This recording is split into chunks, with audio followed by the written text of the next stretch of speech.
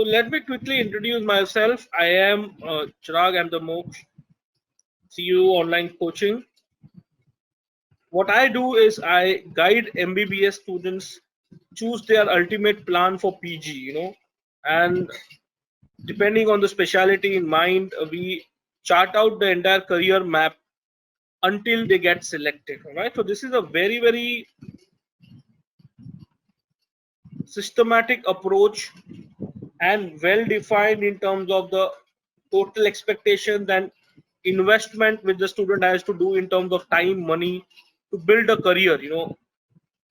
Understand something, MBBS is a long journey. Okay, you need to definitely have a specialization PG, because without the PG specialization there is not much of a career growth.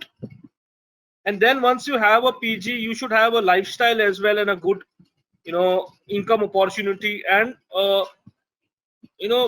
long standing career. And which is why it's important that you plan things well. At Moksha, students are associated with us right from first year of MBBS so that they have a complete clarity of their entire journey. All right, because what happens is I want a complete clarity of your understanding about the process, so that, and of course any questions you have, feel free to type in. Idea is very simple. Did you or have you heard about this word USMLE or not? USMLE stands for United States Medical License Examinations. All right, great. So assuming around 80% of you are confirming me that you have heard about USMLE at one point of time in your career. All right, that's great. So now with that clarity, all right, my obvious next question to you is,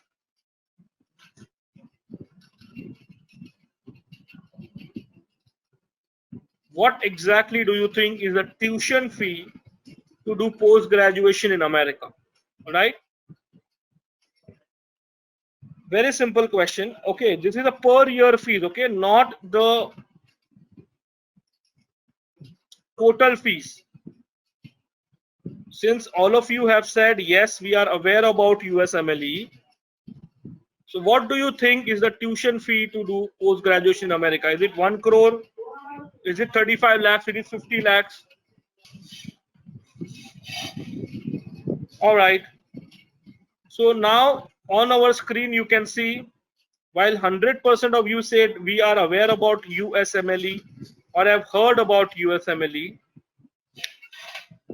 when I'm asking a simple question, what according to you is the tuition fee to do PG? 38% say no fees, 25% say 50 lakhs, and 38% say 35 lakhs per year. So what's the correct answer? Correct answer is 0. However, in spite of 100% of you knowing about USMLE, only 38% knew the correct answer, that there is no tuition fee to do post graduation in America. In fact, you get paid. So moment people hear about US, they feel it is expensive, lot of money is involved, but not for medical students, not for MBBS students. For MBBS students, doing an MBBS is undergrad degree, and moment you join a PG in America, it's a job. You are on a work visa and you get paid salaries in dollars. This perspective has to be very clear, my friends, because if you do not understand this concept, it's going to be very difficult. How does one get admission in India? It happens only on the basis of this one exam called as NEET PG. It is soon going to get replaced by NEXT. That's it. The rank of this exam determines your admissions for PG in India. All right, and in India, the math is very simple. Okay, if I am of a rank of more than 16 in a class of 100 students, I need to be worried because I only have two options. Either if I am from some quota, I might get admission into government colleges to do PG, or else I should be ready with crores of rupees, because in private college I will be charged nothing less than 1 to 2 crore rupees. So in India, maths is different. You pay tuition fees. In America, you get paid salary. This is a very important differentiation. All right. So for that, I would request you to download a handout called as the Moksh USMLE brochure. All right. Why is it important? Because we are going to understand a lot of stuff from this brochure. All right. So as you can see out here, I mentioned to you that doing a PG in US is like doing a job. So what are the factors which determine the PG in USA? Med school performance, your USMLE marks, your CV, and your interviews. Each and every factor is important. In short, your overall profile. Think like this: 5 years from now, if you want to get a job worth 40 to 50 lakh Indian rupees, what efforts will be required? This is exactly what the US process is. Okay, guys, please understand this very clearly. Okay, a lot of you might be in first year and wondering, why am I talking about PG, job, and all of these things? Because the planning has to be done as early as possible. All right, so now quickly let me introduce you to the American healthcare system. 22.7% of licensed physicians in America are IMGs, international medical graduates. The number of IMGs in practice have grown by about 28,000. 98% of IMGs speak two or more languages. Now, when all of you are MBBS student in India, when you guys go to US, you are termed as international medical graduates. All right. 62% of IMGs work in primary care, opportunities. 45% of international physicians in America are female physicians. So there is a rise of, female physicians in the US. So again, there is a lot of demand irrespective of the gender. All right. About 1 in 3 IMGs settle in South, while the rest in the Northeast and Midwest. So popular destinations where international students settle are Florida, Texas, New York, New Jersey, Chicago, Arizona. That's where maximum students are settled. More importantly, students ask, what do I do after my PG? Please understand this: 32% of international students do a job in a hospital, while 31% work in a private practice. In polyclinics, something called as group practice in America is polyclinics in India, while 20% work in solo or a two-doctor practice. And the rest 10% work in managed care, like academic or unclassified settings, so like the universities or geriatric care, pediatric care, those kind of a setup.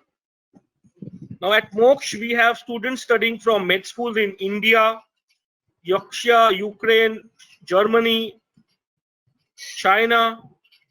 However, who is the leading physician amongst the IMGs in America, country of origin? So that's India. Okay, highest number of physicians amongst the IMGs in America are Indians, followed by physicians from Philippines, Pakistan, Syria, Nigeria, China, Lebanon, the UK and Germany, right? So if you understand the weightage and importance and the demand of Indian physicians in America, it's huge. All right. So in fact, I have personally have hundreds of physicians who are currently fighting the COVID pandemic in the US, So that's how it works. So you need to understand this very clearly, right?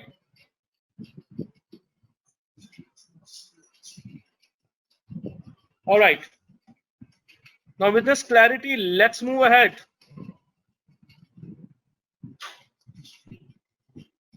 Let's compare quickly the medical process of India and US.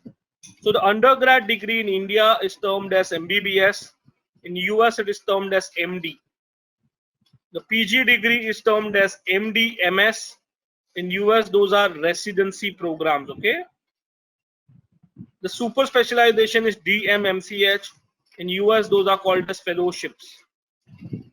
In India, you appear NEET at UG, NEET at PG, and a third NEET was introduced recently called as the NEET SS.